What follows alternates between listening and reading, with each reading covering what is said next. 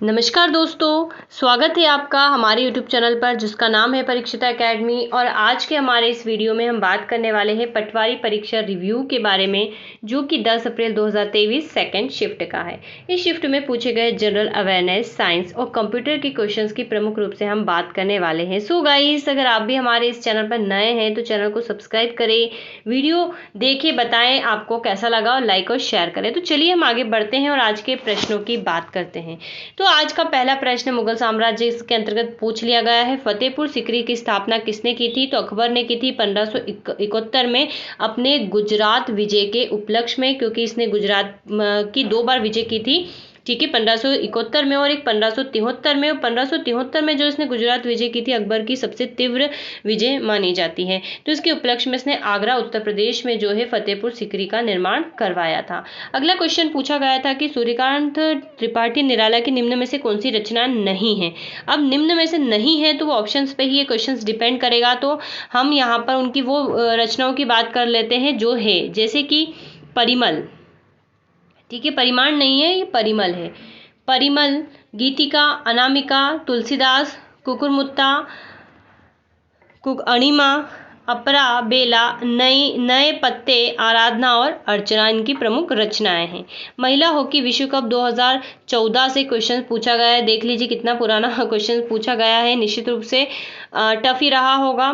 तो 13वां एडिशन था और ऑस्ट्रेलिया को हराकर नीदरलैंड ने ये पुरस्कार जीता था। ठीक है, नीदरलैंड इसमें जीता था वर्सेस ऑस्ट्रेलिया को हराकर, और नीदरलैंड के हैग में ही ये आयोजित किया गया था।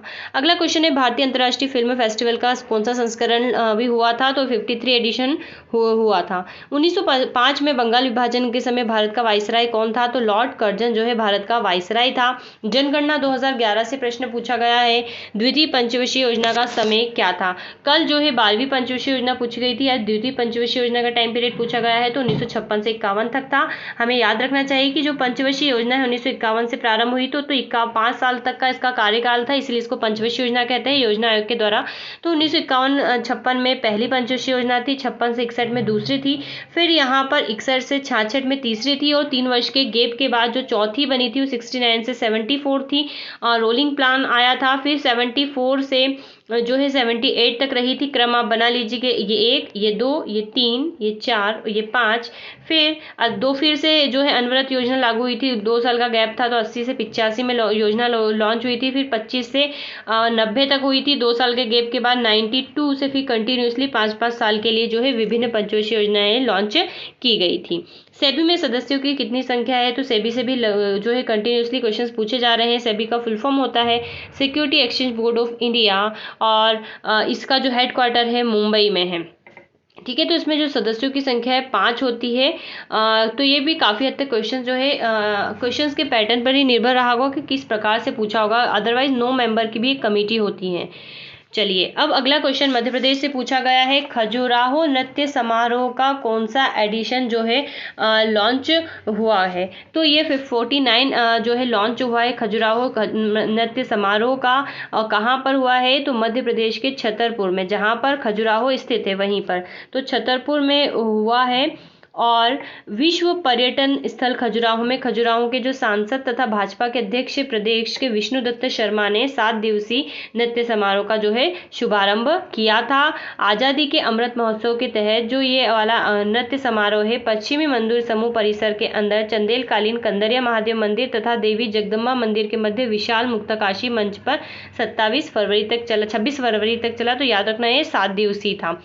ठीक है, और सबसे पहली बार जो खजुराहो नृत्य समारोह 1975 में स्टार्ट हुआ था। चलिए अगले प्रश्न की तरफ हम बढ़े।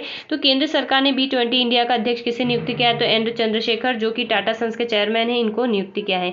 एक क्वेश्चन जो है आईफा अवार्ड से पूछा गया था। अब आईफा अवार्ड का भी क्वेश्चन 2022 का, अब आईफा अवार्ड को भी क्वेश्चन से यहाँ पर पूर्ण रूप से नहीं मिल पाया। आईफा अवार्ड की बात करें तो उसका फुल फॉर्म मतलब इसका भारतीय अंतर्राष्ट्रीय फिल्म अकेडमी पुरस्कार होता है, और ये जो है अबू धाबी में आयोजित किया गया था। चलिए अगले प्रश्न की तरफ बढ़े। तो 13वें सीनियर चैंपियनशिप महिला चैंपियन का फाइनल से संबंधित कोई प्रश्न था? तो ये MP और महाराष्ट्र के बीच में हुआ था। सार्वजनिक पब्लिक लिमिटेड कंपनी बनाने के लिए सदस्यों की न्यूनतम संख्या कितनी होनी चाहिए? तो 7 होनी चाहिए, अधिकतम कितनी भी रह सकती है? वन्य जीव संरक्षण अधिनियम कब लागू हुआ था? 1972 में हुआ था। और एक क्वेश्चन जो है, सारे क्वेश्चन बाकी इनकम्प्लीट है, 2014 के गठन से राष्ट्रपति से क्वेश्चन आया था, बंगाल विभाजन से क्वेश्चन आया था जो कि 1905 में हुआ था। और इस बंगाल विभाजन के विरोध स्वरूप जो है स्वदेशी आंदोलन चलाया गया था, और बंगाल विभाजन की जो घोषणा है 16 अक्टूबर 1905 को हुई थी, और करजन के समय की घटना है। एक क्वेश्चन जो है अकबर से संबंधित पूछा गया था। तो इतने जनरल अवेयरनेस के क्वेश्चंस थे। अब हम साइंस यानी कि विज्ञान की बात करें तो कौन सी धातु से क्या बनेगा, तो ये भी क्वेश्चंस प्रॉपर नहीं है फिलहाल हमारे पास। कोई बीमारी से प्रश्न आया था, रेडियो एक्टिव का एसआई मात्रक पूछा था जो कि बैक्टेरियल होता है। दूषित जल पीने से कौन सा रोग होता है? मुख्य रूप से हैजा होता है, लेकिन ये काफी हद तक डिपेंड करेगा कि ऑप्शंस क्या थे। वायरस की खोज किसने की है? तो इवानोव्स्की ने की है। किस विटामिन की कमी से पेलाग्रा रोग होता है? तो विटामिन B3 की कमी से होता है। और सेब में कौन सा एसिड होता है? तो मैलिक एसिड होता है। अभी यहाँ पर आपको सारे एसिड याद कर लेना है कि किसमें कौन से होते हैं। चलिए कंप्यूटर की बात करते हैं। तो कंप्यूटर को किसने विकसित किया था? तो चार्ल्स बेबेज ने किया था। जावा की भाषा कैसे बनती, इस प्रकार से क्वेश्चन आया था। ट्रांजिस्टर की खोज आविष्कार आया था तो जॉन बार्डीन ने 1948 में, तथा विलियम सैकले और वॉल्टर ब्रिटेल ने इसकी खोज की थी। कंप्यूटर एडेड डिजाइन वाला कोडिंग जावा, C++ और पाइथन से क्वेश्चंस पूछे जा रहे हैं। क्वेश्चंस कंप्यूटर का जो लेवल है काफ़ी हार्ड माना जा रहा है, क्योंकि यहाँ पर लैंग्वेजेस की डीप में क्वेश्चंस पूछ रहे हैं। जो एक कंप्यूटर इंजीनियर या जो डेवलपिंग का कोर्स करता है वो शायद बेहतर तरीके से बता पाए। खैर वो तो फाइनली जब भी ये वाला पेपर पब्लिश होगा जो कर्मचारी चयन बोर्ड की वेबसाइट पर है, तब हमें स्पष्ट पता चल ही जाएगा। सो गाइज बिना टाइम वेस्ट करे, ज़्यादा नहीं है क्वेश्चन हमारे पास, उन जितने थे उतनों की हमने बात कर ली। सो वीडियो यहीं पे समाप्त करते हैं। इसके अलावा जो मैथ्स, मैनेजमेंट, रीजनिंग और इंग्लिश बच रहा है, और हिंदी बेसिक से सेम चीज़ है जो हर वीडियो में, हर एनालिसिस में हम कहते हैं, इसलिए यहाँ पर इनकी बात नहीं करते हैं। So have a nice day, thanks for watching.